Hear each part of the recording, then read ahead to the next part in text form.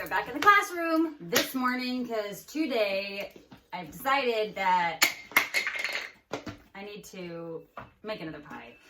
And what I'm going to do today is also, you heard me talk yesterday about making big butter chunks in your pie dough. I'm going to do it with little butter chunks, but I'm going to do like a side-by-side bake-off comparison so that you can see big butter chunks versus little butter chunks, so that you can like actually visualize. This is their second video today. What it looks like. But also I wanted to make this a good pie, so I went to my computer and did some research, just a little bit on my favorite baking websites, and I wanted to give them some credit. Boop, boop, boop, boop, boop, boop, boop. Please pay attention to the music while I adjust this camera. Come on. I did too much. There we go. Okay, so my favorite websites to go to, Alex! Okay. Are allrecipes.com, kingarthurflour.com, which is actually my absolute favorite. BettyCrocker.com, I know, don't judge. Bob'sRedMill.com and BonAppetit.com. But the reason why I wanted to go through this is because I saw a post on Instagram from New York Magazine that actually had pictures side by side of the apples, how they do in baking, just as whole apples. And the Granny Smith apple did hold up. It didn't shrink at all. It did shrink a little bit, but not hardly at all in the oven. So firmness is definitely key factoring to making apple pie. But also, we all know that Granny Smith apples are super tart, super tangy, super sour, really. I mean, some people like eating them, and hey, more power to you, but that's not my favorite for eating.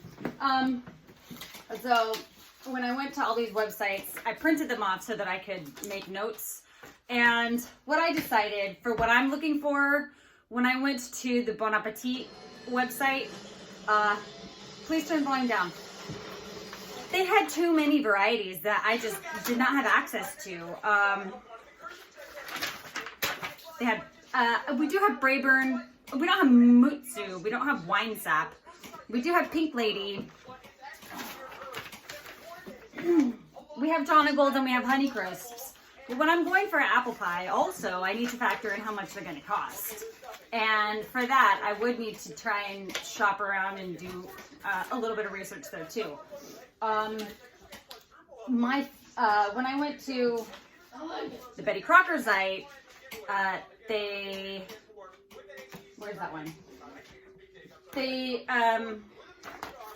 That looks like that, and for my preference, they had too much like baking instruction, which is fine if that's what you're looking for, but it says like, how should apples be stored? How should I prepare my apples before cooking? And then they had all these pictures, and it's not what I wanted to look for. And then when I went to Bob's Red Mill, they had some good information. Again, not what I was looking for. One of the paragraphs that says, what do we want from our apples? And it says that it is widely understood that a perfect apple pie should contain apples that are still a bit firm after cooked, but they shouldn't be too mushy. You should get a good mix of tart and sweet. You want something to taste like an apple. You don't want something to taste like a driver for your flavors, right? Because this apple pie, if I wanted something just to taste like cinnamon and sugar, I'd make cinnamon toast. Okay, so all recipes had big, beautiful pictures of apples. Like what they look like. Look, again, what they look like. Great for baking, great for applesauce.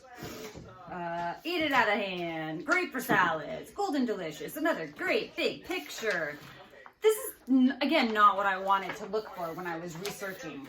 So, the best website for my preference was King Arthur Flour. And actually, I'm not surprised because I go to King Arthur Flour a lot. We went to King Arthur Flour even in school.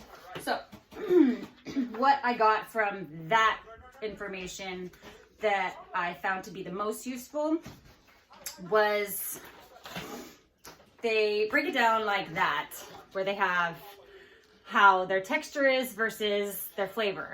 And they also suggested that you can blend your apples in the pie so that you can get the best of everything that you want. Like you can have firm apples, you can have kind of softer apples, but have better flavor, you know? So they ended up the ones that they suggested were the Cortland and the Russet. Cortland for flavor, Russet for texture, Granny Smith for its combination of the two. So they suggested using multiple kinds of apples in your pie. I don't have access to Russet apples. I don't have access to Cortland apples. This is the time of year when I probably want to go to like an apple farm or live in Washington, but that's what I have access to. So long story short, Granny Smith apples, super firm, super sour. The Russet apples, very firm. Their taste is mild, not overly sweet.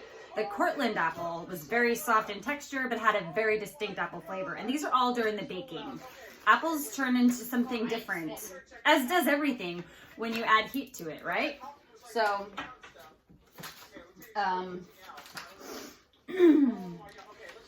they also say Russets and Macintosh are sweeter in the same amount of sugar, bake at the same temperature for the same amount of time, and offer way different results. So, some apples are good for baking, some apples are not. This one right here, that's your Russet.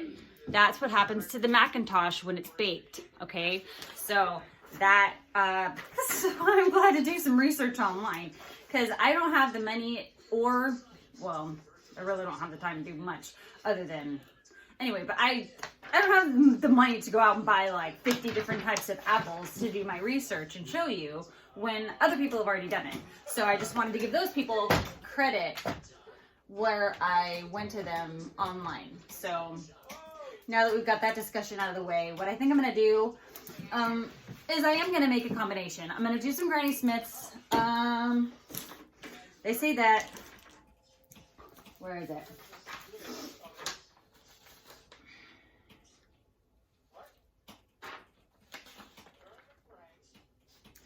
Yeah.